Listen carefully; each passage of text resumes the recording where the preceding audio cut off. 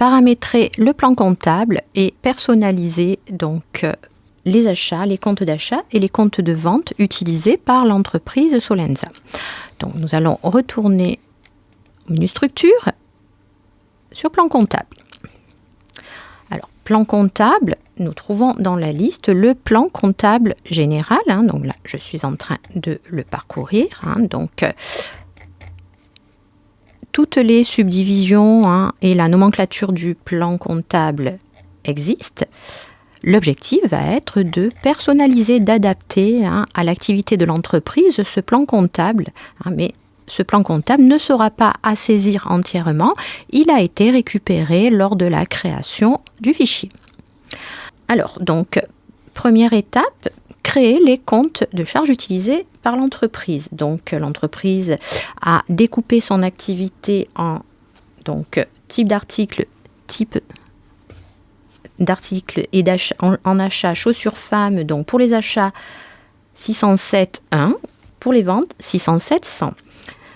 Chaussures hommes 607,200, pour les ventes 707,200, etc. Chaussures enfants 607,300, pour les ventes 707,300 et maroquinerie 607,4 ou 400, pour les ventes 707,400.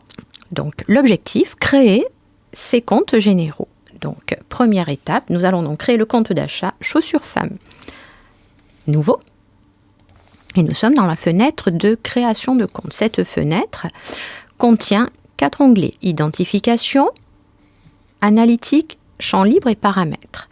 Nous allons les aborder un par un. Alors, compte général, il faut que je saisisse donc le numéro de compte, la racine 607, compte d'achat de marchandises. Donc là, je respecte la nomenclature du plan comptable. Et puis, ensuite, donc 100 et plus, puisque nous sommes sur une numérotation à 8 chiffres. Donc, voilà.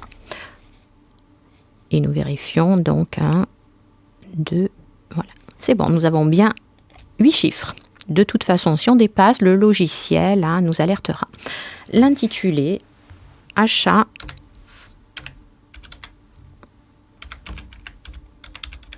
chaussures femmes. Il reporte l'abrégé et il est possible d'affecter un raccourci. Le type important. Si je vais sur type, alors j'ai la possibilité de créer un compte de type détail et un compte de type total. Alors, pour comprendre ce que cela signifie, nous allons aller sur la liste plan comptable et je vais un petit peu descendre. Alors en fait, ici, on se rend compte qu'on a un compte en fait qui cumule plusieurs autres comptes. En fait, ce compte-là va cumuler tous les comptes de type de racine 60 de type achat. Donc là, il est question d'un compte de type total. Les comptes ici, tous les comptes au-dessus sont des comptes de type détail. Donc là, ce que l'on crée, c'est un compte de type détail et non un compte totalisateur. Les caractéristiques. La nature du compte, c'est bien un compte de charge, un compte de classe 6. Donc on laisse. Report à nouveau. Nous allons paramétrer, reporter le solde du compte. Et enfin, code taxe rattaché, très important. Alors, nous avons vu dans une leçon précédente les codes taxes, et nous avons vu que le logiciel proposait des codes taxes à jour. Donc, le principe rattaché à ce compte d'achat que nous allons créer, le code taxe, donc TVA déductible 20%. Alors, nous allons faire F4 pour afficher la liste des codes taxes. Et chercher dans la liste, donc la bonne TVA, et là, surtout ne pas se tromper, ce paramétrage-là est très important, donc nous allons paramétrer la D20, TVA déductible 20%. Voilà, nous allons tabuler. Lorsque nous passons à l'onglet analytique, le logiciel nous dit que donc, ce compte que nous venons de créer n'est pas rattaché à la taxe TVA déductible et il nous demande si on souhaite effectuer le rattachement. Alors, il est très important de dire oui. Ce paramétrage-là permettra d'accélérer la saisie et d'avoir une déclaration de TVA correcte. Donc là, très important de faire ce paramétrage. Analytique, donc onglet analytique. Pour l'instant, nous allons laisser cocher autoriser la saisie analytique et le report analytique. Ces paramétrages-là seront vus un petit peu plus tard. Champ libre, il est possible de mettre des commentaires.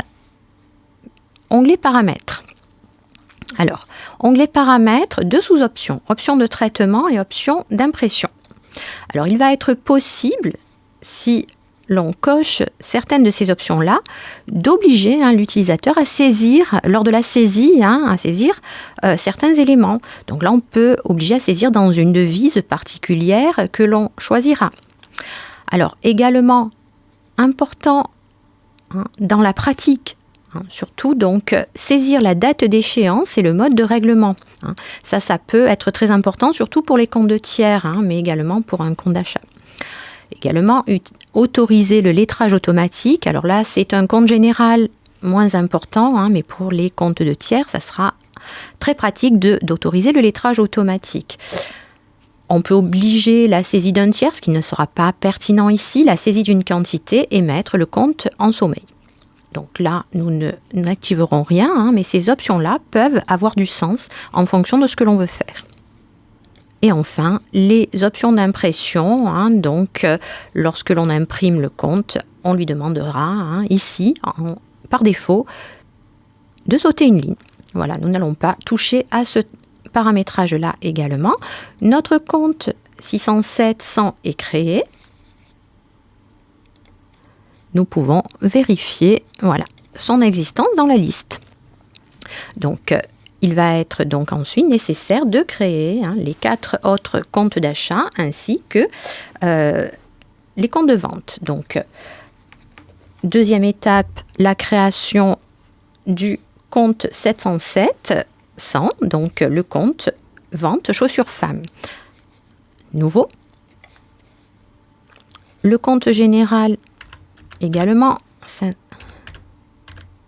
et puis je mets le nombre de zéros nécessaire puisqu'on est sur une codification à 8 chiffres. Il s'agit également d'un compte de détail et non d'un compte totalisateur. L'intitulé vente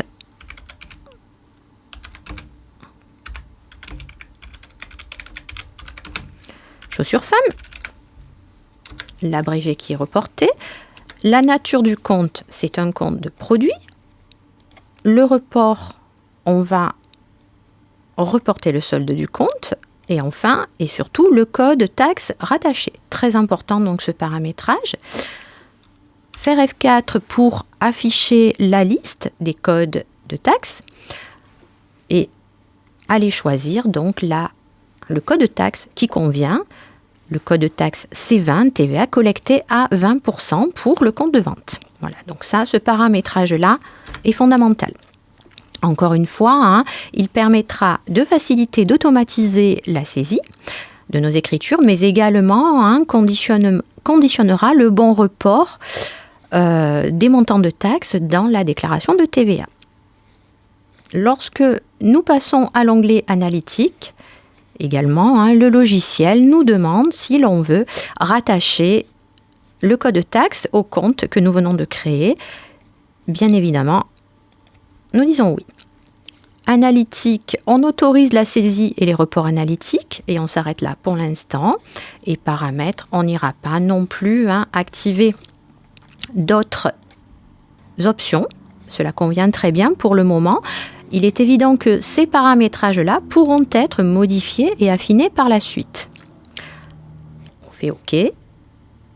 Et nous pouvons vérifier dans la liste que nous avons le compte vente chaussures femmes.